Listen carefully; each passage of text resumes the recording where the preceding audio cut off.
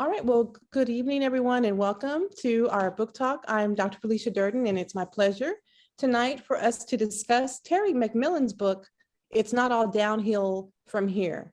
So this book actually came out during the pandemic, and it had a lot of hype, but she was not able, Terry, to do a lot of the going out into the bookstores like she normally does when she launches a book. So it sort of got forgotten, but I wanted to bring it back because I think it has some really good key themes that we can discuss tonight. So we'll move on. Terry McMillan, let me tell you a little bit about her. You guys, I'm sure, have heard of her. She was born in 1951 in Port Huron, Michigan on October the 18th. She was the oldest child of 5 children. Her parents divorced when she was a young girl, and she found that going to the library and being in the stacks was a relief for her because she would have to help with the younger children since she was the oldest of 5. But then she didn't really like books until she was a high school student, a teenager, and she discovered her joy of reading by shelving books at the library as a job. Terry attended the University of Berkeley and got a bachelor's degree in journalism. And then she later studied film at Columbia University in New York.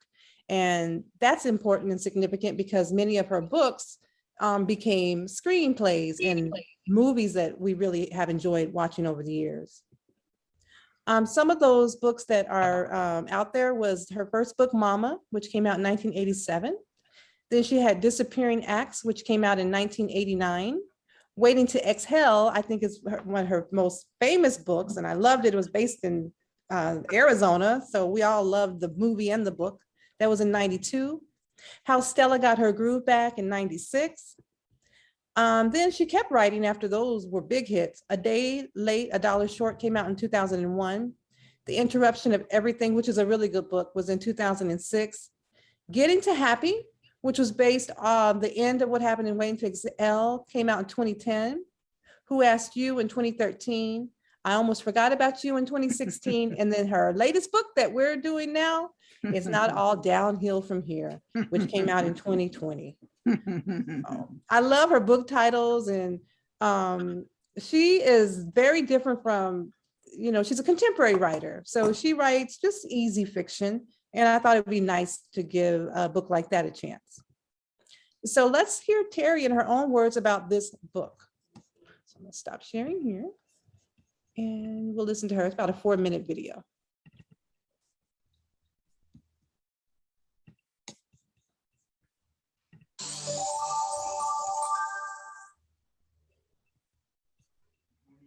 As a writer, I lie for a living, but in an effort to tell the truth. That's what I do. I'm interested in our behavior and, even why you guys love doing what you do. There's a reason for it. There's a reason why all of us, some people don't even understand or respect or honor their passion. Telling stories was a way to understand or at least inquire about our behavior, because I grew up in a very poor household and everybody in my family was broke, and it was a time when people were dying of heroin and drugs and alcoholics and all that. And I just wanted to know why it was so hard to be happy and to do well and to prosper. I don't want to say that I'm primarily interested in women and African-American women in particular, because I'm not. I'm interested in women, all women, kids, men. I'm just interested in human behavior. But what's close to me is women and the quality of our lives, because it has a trickle down or a trickle across effect. All of us aren't parents. Some of us are lovers. Some of us have husbands. Some of us have wives. And, what I'm more interested in is just our joy. This story, I was curious about what happens to women who did it right, all by the book. I went to undergrad, UC Berkeley, graduate school, Columbia University. I wrote a couple books, and the next thing I know, they're bestsellers, and then they're making them in the movies and all that. I love what I do. Nobody tells me how to do it, when to do it, how to do it. I do it my way, okay? I do have an editor who I listen to. But still, I disagree. If I disagree, I disagree, but I don't feel, not the word, not omnipotent, but I don't feel like, I mean, she's an editor for a reason. You know, it's like having a third eye. But I can do this the rest of my life. And I'm just curious. I wanted to know what happens when you do it all right. You went to the right college, the right career, you're successful, you got the little stupid house and maybe the Beamer, whatever. And you get married, you have a couple husbands, bye. And one goes to NYU, one went somewhere else, they're successful, they live in Silicon Valley. And then you look around and you're like, is this it? Is this it? You haven't flatlined, but it's called, I guess, inertia, where like every day is just the same. And for some people, that's fine. But sometimes when you get to be in your 50s, you start thinking about, wait a minute. And especially young people think that it's all downhill after, I mean, like there's this line of demarcation, I guess, at 45 or 50 that it just, and so, and I just believe that as women and as human beings, period, men and women, but mostly women, that we don't give ourselves enough credit. You know, we buy into this, forgive me if this is illegal, but into the bullshit about getting old, that we all get fat and we're unattractive, we're not sexual beings and all that. I just do not buy it. I don't buy it. And I think too many women fall into it, especially menopause. We all know what effect, and maybe you guys don't, but it, you know, it does have something, it changes you. But you don't have to get all, it doesn't have to be a negative experience. And I don't believe that it is all downhill from here. I don't either. All right. I love her. She's just so real. All right. So that was Terry, and she's 68 as the same age of the main character in the book also. So I think it's she's telling us about women's roles. So Terry wrote a lot of books about women. Good evening from New York City. And I'm grateful to share. Oh, you guys know what? I forgot with about you. this. So thank you for Close being off this with video us for 1 live second. From NYPL at home. I apologize. My name is Novella Ford, and I'm the Associate Director of. That was another video that she was going to share. Okay, so she talked about women's roles, and she shared stories that were relatable. We can relate to her characters. It's like you know them. It could be your aunt, your mom, your cousin, someone in your neighborhood. And what was so great about Terry McMillan when she first came out was that this was a Black woman writing books, and people were lining up in the streets to get the book signed by her because we loved the characters so much. And like she said, she loved telling stories that were not too hard to follow, but that people could find relatable. And I think she did it again in the book that we're talking about tonight, It's Not All Downhill from Here. So her books were very in the 90s, made into movies. It was a common thing. Waiting to Exhale was still one of my favorite movies. And we had Whitney Houston in that one, and Loretta Devine, and oh my God, Angela Bassett. What was his name? That's Layla Rashawn, the dancing man. Tara, what's his name? Gregory Hines. He was in the movie. Taye Diggs. Taye Diggs was in that movie. It was just an awesome, awesome movie. Then How Stella Got Her Groove Back. That was another awesome film that I really enjoyed, based off her book. That again brought Angela Bassett back, and that's Taye Diggs, right? Mm-hmm. Yeah. Okay. Mm-hmm.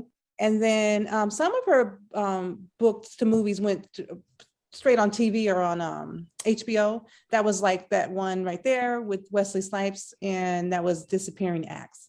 So that was another interesting thing about Terry's books, is that they were easily adapted into films. And I could see this one, It's Not All Downhill from Here. it's probably going to become a movie or a TV show. But Waiting to Exhale is going to become a TV series that was recently announced. And so Terry is still going strong, and we still love those characters. I still love the characters in Waiting to Exhale. How many of you remember that movie or book? Not so much. I do. Okay. Yeah, it was really popular back in the time. It really was. So go on. Oops. Now the themes. So we're going to talk about the themes in this book. The themes were mainly friendship, aging, and starting over. I mean, the book is called It's Not All Downhill from Here. And I think it's really important because as women, sometimes, as she was stating, we think that when we come to a certain stage in life, or if we have a loss of a loved one or of a marriage, we think that things are over, but it's not. And in this book, it's beautifully written to show us how we can overcome. All right, so I have a few discussion questions from this one. So those of you, the novel began with a sudden devastating loss. I was just not ready for it when her husband passed, when he was taking her out for her birthday. Did having that happen so early in the story, how do you think it affected the way the book unfolded? I'm going to find that piece, because I just was shocked by it. Well, I can begin by saying that she always relied on her husband. They had known each other for so many years. He was a workaholic. She never liked to say she was a workaholic, but she was as much a workaholic as he was. I mean, she was in her business for 38 years, I think I read. Yeah, that's right. But she always relied on him, even though he was not perfect, and he always said he was not perfect. But I think what guided her too was that they had difficulties, they struggled together, they grew up together, but he always made her laugh. She always needed that. It was like an assurance from him that it didn't matter if she was ugly, fat, overweight, on diabetes or whatever. He didn't care. He loved her. He loved her.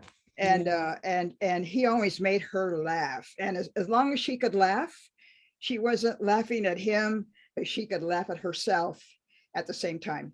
And I think she loved that. And to have him die in the way that he did, in the driveway of the home, or waiting to come in at the hotel, rather, coming with flowers as a gift, waiting to surprise her, and her waiting for him, even though she probably knew what he was going to do. His not being there shocked her as much. And it just saddened and surprised and shocked, all of these things all at the same time. And I think for it to happen early was a signal to us as readers to be aware that in this novel, we're looking at good death and bad death, good life and bad life, but it's all together. In the world that we live in, we all go through life and death. Absolutely. Thank you, Chris. Yes, sure. Yes, thank you. On page 28, it's at the almost last paragraph, but when I look around the room and I don't see or hear Carl, I call the front desk and ask if my husband is heading back to the room. They tell me he should have been here by now. So I get up and walk across the patio and open the first gate. And when I look down, there slouched on the stairs on top of our luggage and a yellow gift box is my husband. So, I mean, I was like, already, Terry? Oh, really? I was just getting to know him. So that was just the end of chapter 1. But it was so sudden. And I think her putting it there, and we didn't expect that something in a novel to happen so quickly. It was just an unexpected tragedy. And so the next question is, have you ever had to cope with an unexpected tragedy? And if you did, what helped you pull through?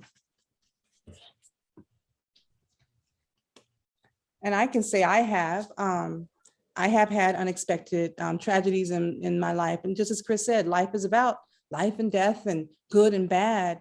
And I think the way that I pulled through was through friends, through my church, just through community. And I think that's what she's showing us in this book. She had a set core group of friends that helped pull her through, just like the friends that were in Waiting to Exhale. That was how I pulled through. How about someone else? Tara, do you mind sharing? I don't know if she's Yeah, available. sure. Oh, Mhm. thanks.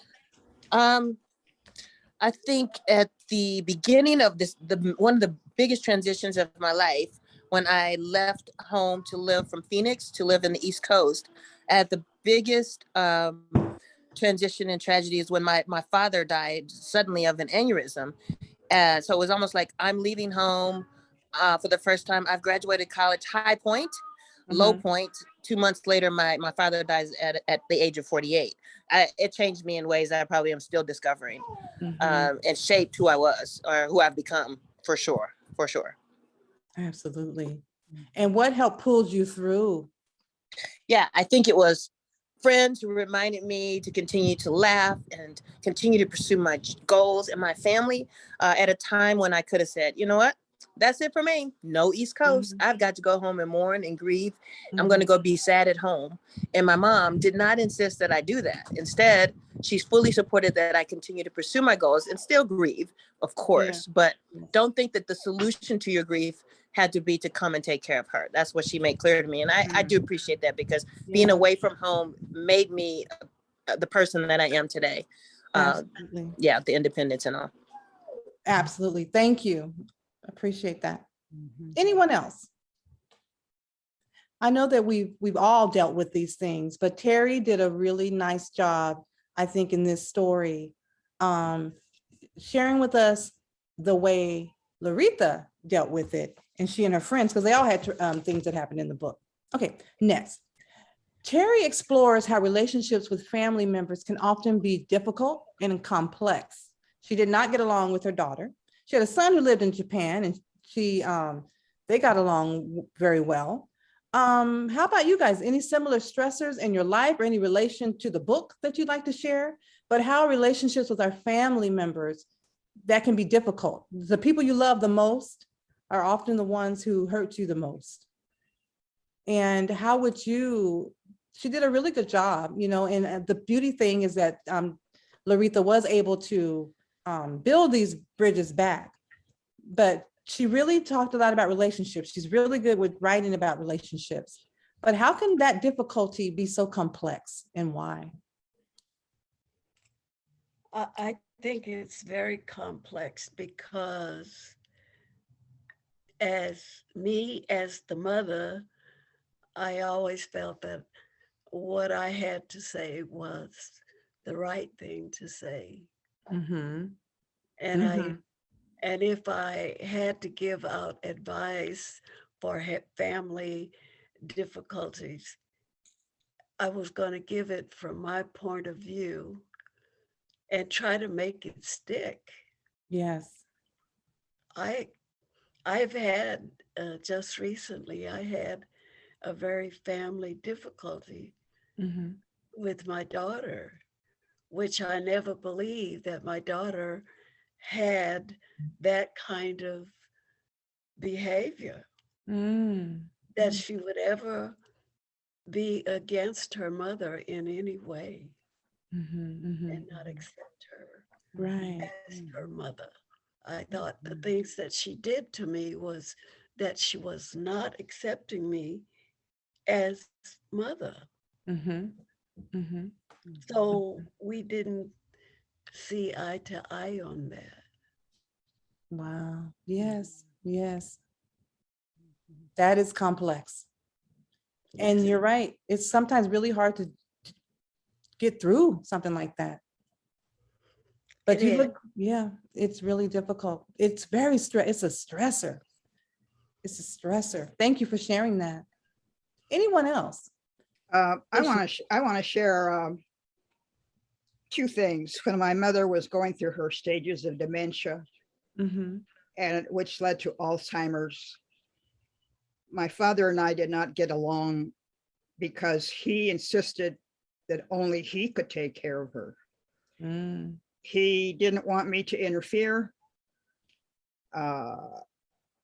He didn't believe that I loved my mother more than he did. He didn't want me to make any suggestions of putting her in a nursing home, which he finally agreed to after 2 or 3 years of him going through healthcare stages that I dealt with, because I took care of my parents. But he finally had said, you know, Christine, you're right. I can't take care of your mom anymore.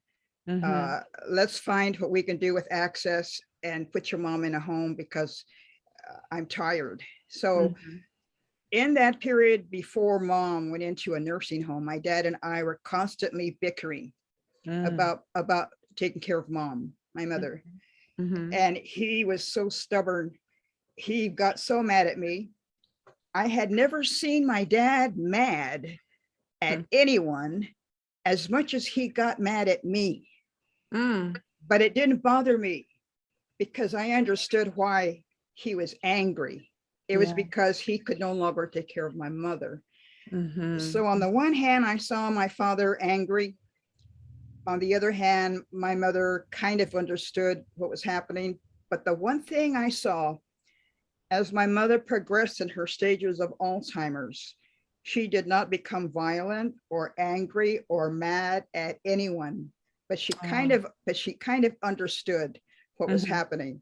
And so in a moment of clearness, she thanked me for helping her. Oh, And that took care of every terrible thought that I had about my dad. yeah. That was it. Her thanking me to help her. Oh, that's beautiful. Thank you. Thank you. Oh, I have so many. I don't even know which one to share. My goodness. I think a difficult stressor in our family was when my grandmother passed. She did not have a will. And so that was a huge family trauma because this person wanted this and this person wanted that. And it was a really big stressor on everyone. And I was younger at that time. So I was watching, you know, my uncles not getting along. And, you know, they always sang together and played the guitar together and laughed. It's like, why are they fighting? You know, what about grandma? So that was really very difficult. And it just taught me the importance of preparation and talking about things like that. But that was really difficult to watch. And it was complex in the fact that it didn't make any sense to me. Like, why would they be fighting over things and not thinking about grandma? And, but things like that happen. So that one stands out. And that was from a childhood one, but it really bothered me to see something like that happen. And I think that's why I recently lost my dad. My mom passed about 6 years ago. And my siblings and I, you know, we just took it very slow. No one was fighting over anything. It's just like we didn't want to relive anything like that. And in fact, everything is still at the house. We haven't even, and he's been gone for 2 years, even done anything. It's like, well, are you ready? Do you want to do it? Do you want to? We're just being overly courteous because I think it hurt all of us so much. So it impacted us. Okay. All right. Anyone else or anything else to add on that one? Well, at my age, I'm getting rid of everything that I have that will be That would be filed over. put in the trash or burned. Oh. And I don't want that to happen because I've gone through those experiences. And They're horrible. They're horrible. They're hard to get over.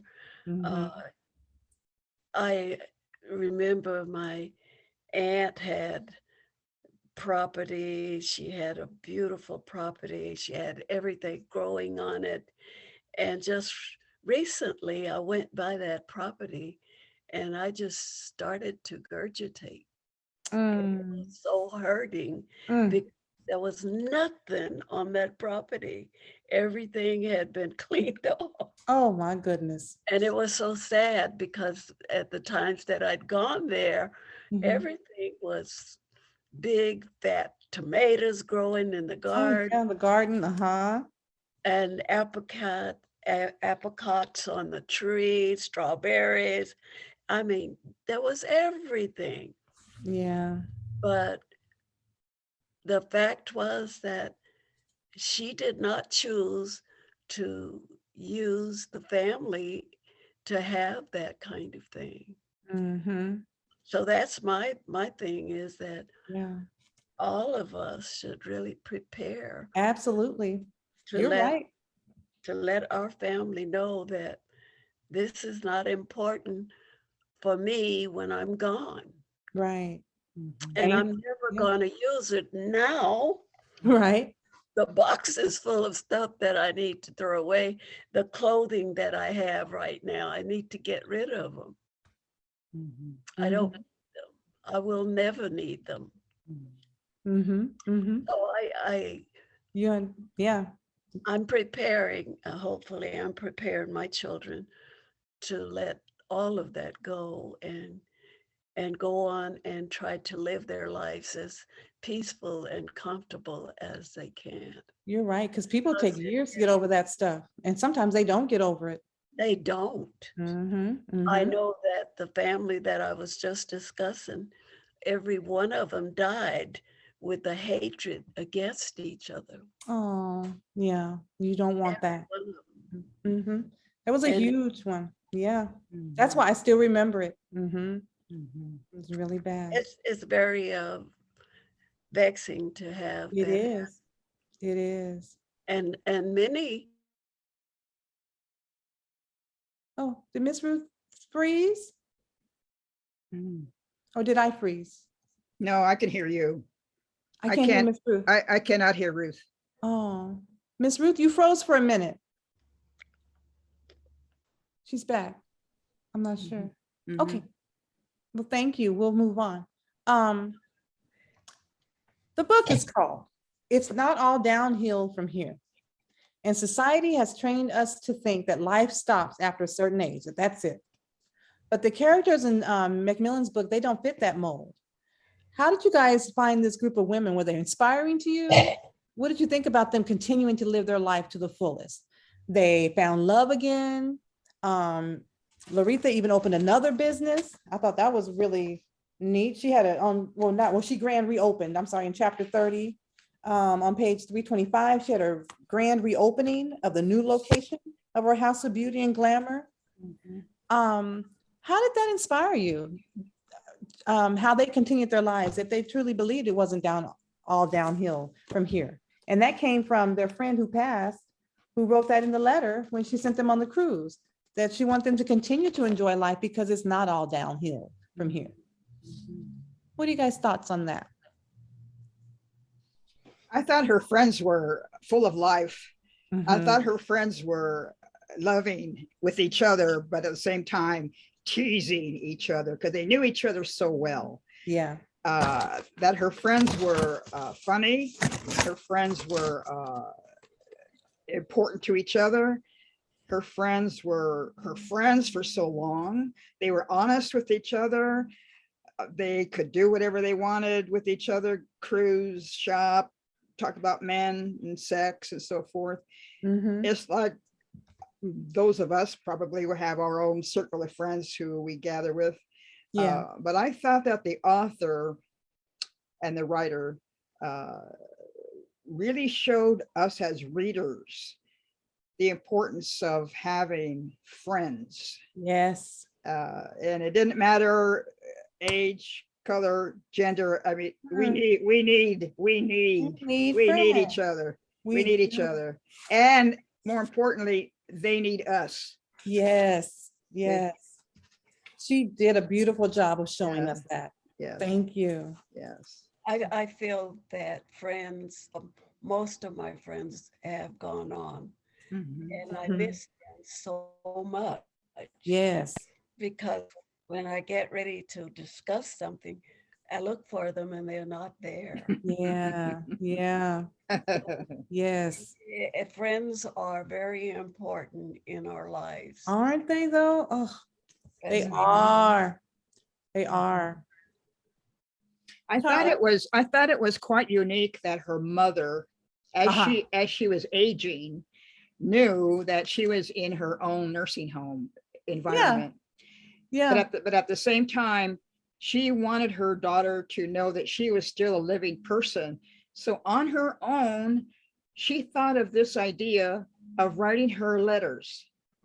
Yes. And in those letters, she could tell her daughter what she might not have been able to tell her daughter in person.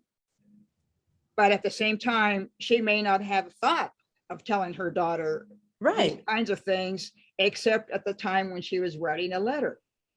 Isn't that something? I love that. Yeah, and the letters were important because they were written by her mother for her. Mhm. And the mother was clear. She was humorous.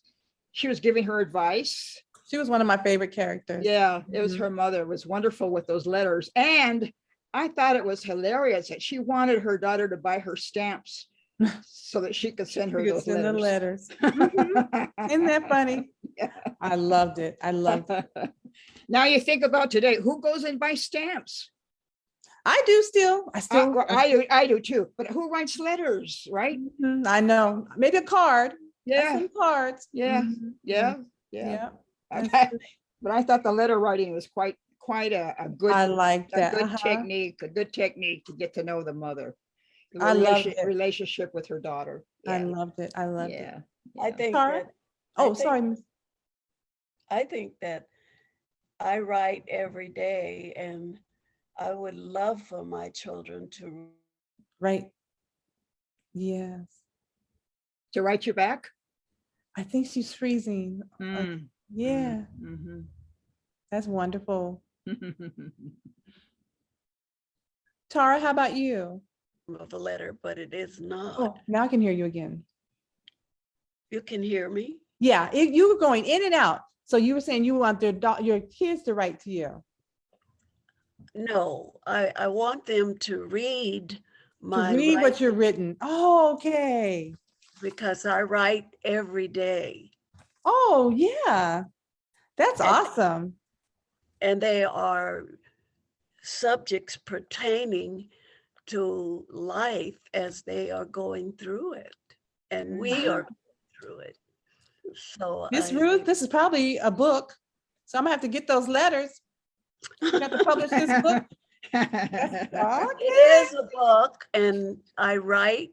I have my story written, and it's Mm. under my bed. I Miss can't Ruth? find anybody to rewrite it for me. We're gonna have to talk, okay? But I have lots of stories that I Miss could Ruth, tell. I'm serious. I need to talk to your granddaughter. We need to figure a time to talk. Okay, Okay. I'll do that. All I- right. I'm going to Sacramento. I'm going Okay. to Sacramento this week coming up, and we will be together, my granddaughter and I, to try to put that together. Both That's wonderful. my granddaughters are interested in it, but when you look at them, they always have so much to write and so much Uh-huh. you just can't hardly bother. Well, we will talk. I have books published and I have editors, so we'll talk. Call me. Okay, I will. I will. I just now found you. Mhm. I'm telling you. So, okay. Long time to look for you. By the way, I had the same degree as Carrie, Terry has. is it English or journalism? Journalism, I'm sorry. No, her Film writing. human behavior. Oh, human behavior. Okay. I got Oh, that. yeah, she does study human behavior. Awesome. That's what she said, that she started out. Yes, Mhm. she And did I- say that in the video. And I saw a lot of our behavior and how she was dealing with it. But it was an experience Mm-hmm. that I could relate to it because I was there. Mm-hmm. She would be the age of my daughter. Right. Mm. 68. And Uh-huh. I I'm going through that with my daughters right now. There you go. So that's how you could relate. That's awesome. Thank But you. you know, she she really reminded me of a lot of things that we had in common, Mhm. especially Oh, she's frozen on me again.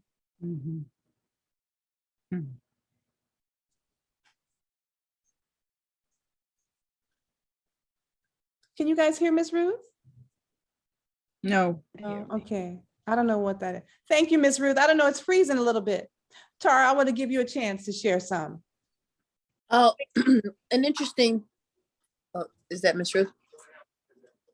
I An don't know. interesting, okay, yeah, there we go. Okay, go ahead, Tara. I just have one thing to say.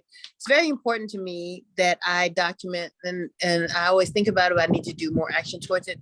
Writing letters to my daughter, because I'm aware of my mortality more so than I think I would have been if I had had my daughter at a younger age. And so I think about what I want, the messages I want to send her. So I bought this little book, and I haven't filled it out as much as I should, where it's a thought a day, where you are saying today, and you write what, 1 minute left, where you write notes about thoughts about what you are thinking about your child, like a thought a day, thought a day. It's a book, a little book, like a journal that you can use to document thoughts that you have. So she can look back and say, in 2022, when I was 4, this is what my mommy was thinking about me on my birthday. And it's very that's cute. to create that kind of a legacy, because I think I want her to have that with her, because I think it would be precious and necessary given the circumstances to which she was brought to me and the circumstances of, my age at a time when I became a mom. So I'm very aware of it. Hyper. That's beautiful. That's beautiful. Yeah. Look at us. Wow. That's inspiring. Have written letters, and when I'm going through my paperwork, I find letters that I have written to my children. Oh, you got to give it to them. Did mail them. That's great. That's great. And it was always dealing with their whatever behavior was going on family-wise. And isn't that something how Terry's mom did that in this book? That's awesome. That's awesome. That's why I could really. You could relate. Okay, let's go on. So throughout the novel, Laretha and her friends choose to make changes for better health, better relationships, and better people. Have you had to make similar changes in your life? And if so, what prompted it? What made you make a change for better health, better relationships, or better people? Because if it's not all downhill from here, we don't have to settle, right? We want to make those necessary changes because we do have a lot to live for. I know for me, for better health, COVID-19 definitely woke me up to that, just the importance of having your health, because as when it first came out, they're like, if you have these underlying health conditions, you're at a greater risk, this or that. I've always been a very health conscious person, but I just took it even to an nth degree there. And in the story, we know that it came because she lost her husband, her friend became ill. They started to take better care of themselves. They wanted better relationships, getting out of bad ones and finding the right person or the right man and just being around better people. Do any of you guys have similar examples of that in your own life or anything from the book that relates to that? I did. Go ahead, Ms. Bruce. I was very disappointed at an early age when I went to the doctor and the doctor said, you can have this, you'll have this, and take this and take that. And I said, no, that ain't the way I want to live, taking medicine the rest of my life. And I walked. I'm with you. And I walked into natural health seminar in Las Vegas. And I came home and I threw away all of my medicine That's been 30 something years ago. Oh, Again, you and I need to talk because I'm into natural health. Oh, I have, wow. I have not Wow. had, I have not had a stitch of medicine for the 30 years that I've lived. Woo, Miss Ruth. And my doctor, when I go to her for my physical, she said, Ruth, I'm taking all of your prescriptions off of your chart because you have not used not one of them. Mm. And whatever it is you're doing, keep on Keep doing on it. doing it. That's great. That's Of beautiful. course, she was not going to agree with me No, but it's of working. taking care of my health. Just yesterday, and of course, I had the COVID. I had that virus. Oh, Oh, I didn't know that. And I was told that after I had that virus, that's what she's digested is, that I'm having the leg problem right now, the foot problem, and all of that is resurfacing because of the virus. And she said, you have to get treated for it. And I've been getting treated through physical therapy. And the other day I had a second opinion and they told me, Miss Ruth, as old as you are, we're going to take care of you. Yes. So she gave me a prescription that I was to use.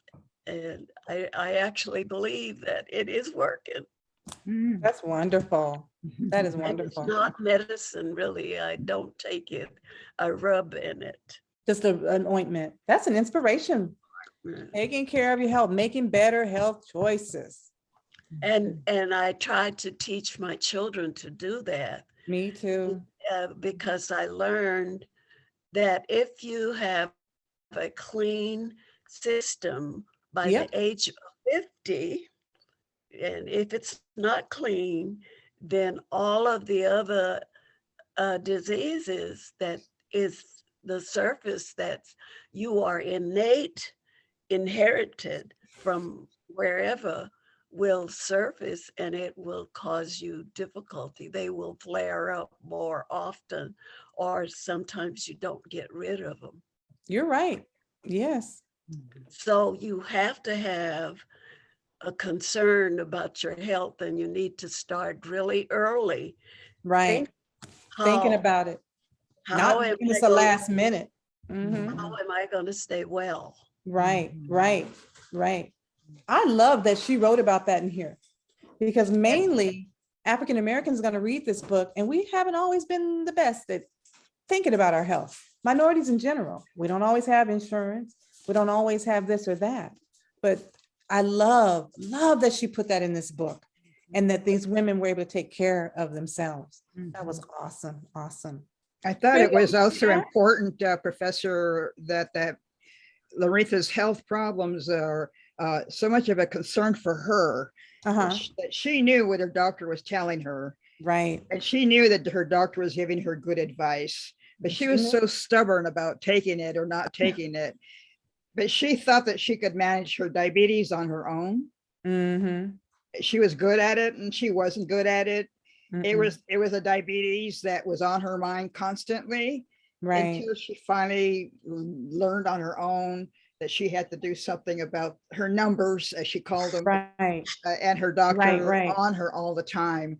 I thought it was interesting that her problem wasn't cancer or Alzheimer's, major health problems. It was diabetes. Not to say that diabetes isn't a major health problem, but for her, for so long, for many years, diabetes was her major health problem.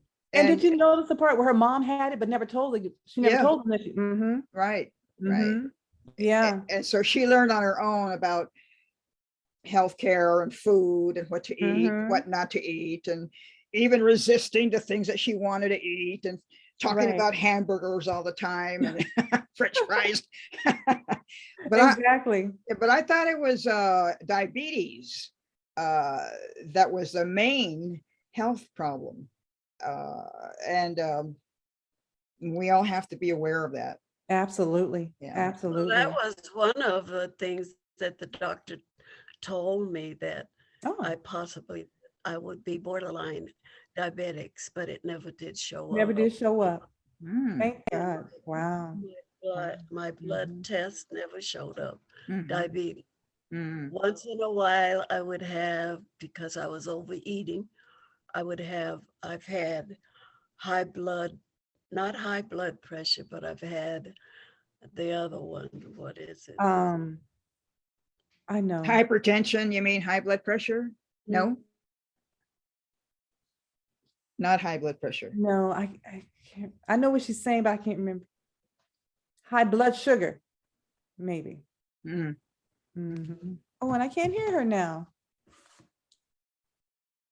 Can you guys hear Miss Well, Ruth? No. they would show up, and Oh. my doctor Yes. would say, if you don't get over it now, I'll have to give you a medicine for it. But you always were able to turn it around. I always turned it around. That's awesome. That's awesome. If we don't learn anything from this book, learn this, and from what Miss Ruth is telling you, that we can take control of this. Amen. That's great. Okay. Okay, which character in the novel did you relate to the most and the least? And we kind of talked about that. We've kind of spoken about the ones that we related to. I think all of her characters are awesome. I like the main character, Larita. I think that she's well developed. I like that she was able to bounce back and to take control over her health. I think that she was a really good character. Ms. Ruth, you said you related to the mother. Chris, who did you relate to more? Her husband, believe it or not. Really? Yes, because he worked so hard his whole life, Yeah. and he always wanted to please his wife. Yes. He always wanted what was best for both of them. Yeah. He always had this dream that one day when he would retire, they would go cruising, or they would do this, or they would do that. Right. Finally, when that happened, it was just a little bit too late. Too late. But I liked him as a character Yeah. because he always had a sense of humor about everything. Yeah. He was a good guy. Yeah, Retha was probably negative in her thinking, or maybe didn't have a good attitude, or didn't like herself. Mhm. Always laughing about her friends and saying this about her friend and whatnot. And at the same time, he just let her do whatever she wanted Yes. and talk about whatever she wanted, because he was so loving to her. He was good. So I think that's why she was so hurt when the way he passed. yes. So I liked him because he was so accepting of her faults, of her criticisms, of everything. It didn't matter to him. Right. He was just a good person. Good man. Yeah, good man. I don't Yeah. know where you would find that character in my lifestyle or Mhm. generation that I came up. Mhm. It would have been difficult to find that male. Right. Mm. Yeah, he's different. Very rare. He supported her to have her own business. He wasn't Mhm. competing against her. He let her do her thing. Right. And he liked her friends. Uh-huh. Think about that. That's hard. That's true. Yeah. Amazing that you found somebody that you could give that kind of credit. That's the truth. Well, I don't know if it was my generation, but Yeah. we did not have that kind of a man at that time. That's true. They weren't as Many of us friends, many of my friends had to get away from their husbands, could not live with them, had a bunch of children, but they had to. My aunties, I can speak to that. That did happen. They had to go on. My grandma. Tara, did you relate to any of the characters? I don't know, she might be busy with the little girl. Oh, I think What the is main this? character I identified with. Larita. Mhm. I did. Agreed. It was a great book. I hope you guys enjoyed this book. It was an easy read. I just wanted something really easy for us and Mhm. enjoyable. And I wanted to introduce you back to Terry McMillan because her series is going to come out. But read some of those other books of hers. They're quick reads. They're in any library, and you'll enjoy them. Mhm. But look at our next book, you guys. Oh. We're going to read Will. Oh. We Oh, need that's going to be a challenge for me. Yes. I'm just so mixed up about I about know. him. That's don't why know. I picked it. Yeah. So let's read Will Smith's book. Ooh. May 26th at 6 o'clock. We're gonna delve in. This is gonna take us definitely more than one more time, but that'll be our next book will be Will. Miss Ruth, I'm sure your grandkids will be able to help you get this book because he's the, what do we say? He's the gossip of the town right now. So Is all this of Hollywood. is Mhm. this his biography he's Yeah, written? this is a self-written Yeah. Okay. autobiography. Yep, Will Smith by Will Smith Mhm. with Mark Manson, who helped him write it. Mm. That'll be our next book. And my daughter reads a lot, so she may have already. He probably read already it. has it. Mhm. It was on our shelf. I just hadn't read it. And then maybe my Oh. son will join us because he's interested in Will Smith. So let's see if we can get some gentlemen on here. Oh. Get That their would be cool. perspectives Who, on Will who, Smith. who's going to join us? Did you say, I Professor? said maybe my son will because he's Oh, interested. oh, very We'll nice. see. We're gonna try to get some gentlemen on Oh. here. Oh, very Get nice. their Oh. perspective. All I right. could ask Oh. my son to join us. Have him. Yeah. And he has a work schedule and I don't know Oh, if okay. all Try on to his see if he can come. I think they'd like